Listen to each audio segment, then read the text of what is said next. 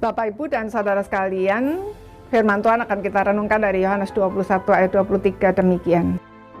Maka tersebarlah kabar di antara saudara-saudara itu bahwa murid itu tidak akan mati. Tetapi Yesus tidak mengatakan kepada Petrus bahwa murid itu tidak akan mati. Melainkan, jikalau aku menghendaki supaya ia tinggal hidup sampai aku datang, itu bukan urusanmu. Saudara-saudara sekalian, salah paham seringkali terjadi di antara orang-orang yang saling mengasihi karena kita seringkali kurang teliti dalam mendengarkan. Ketika seseorang baru saja mengucapkan satu kalimat, kita merasa sudah tahu semua yang dia maksud. Padahal sebenarnya kita tidak tahu apa-apa.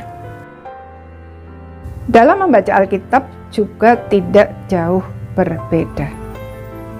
Kita membaca dengan pikiran sudah tahu semuanya, sebab sejak kecil kita sudah mendengarnya berkali-kali, baik di dalam kebaktian di gereja, di sekolah mungkin, atau membacanya sendiri di rumah.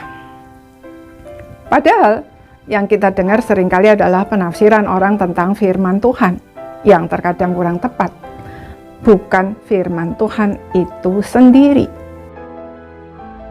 Ketika kita membacanya sendiri, kita juga membacanya dengan kacamata penafsiran tadi. Kita tidak menggali apa yang sebenarnya Tuhan ingin katakan melalui semua itu.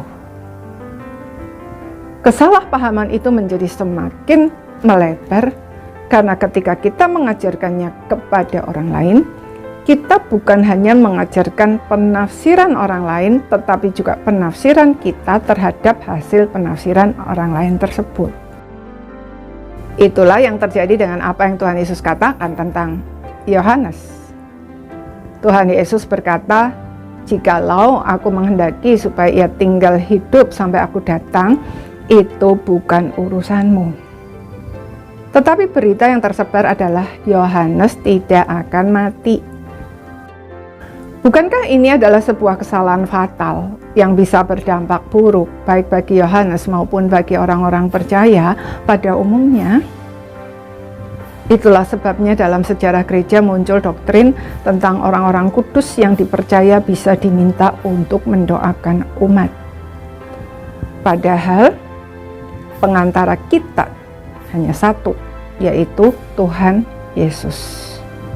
Menjadikan manusia sebagai pengantara antara kita dengan Allah sama dengan penyembahan berhala. Saudara jangan salah mengerti, saya tidak mengatakan bahwa kita tidak boleh belajar dari penafsiran orang lain. Belajar dari penafsiran para tokoh gereja yang telah mendahului kita sangatlah penting. Tetapi mari kita membaca Alkitab dengan sikap sebagai seorang murid yang tidak tahu apa-apa, dan dengan kerinduan yang besar untuk memahami isi hati Tuhan. Maka setiap kali membaca kita akan menemukan hal-hal baru sehingga pengenalan kita akan Allah semakin diberkaya. Saudara, Alkitab penuh dengan kekayaan pengenalan akan Allah yang harus digali dan digali terus sampai kita berjumpa dengan Tuhan muka dengan muka. Amin.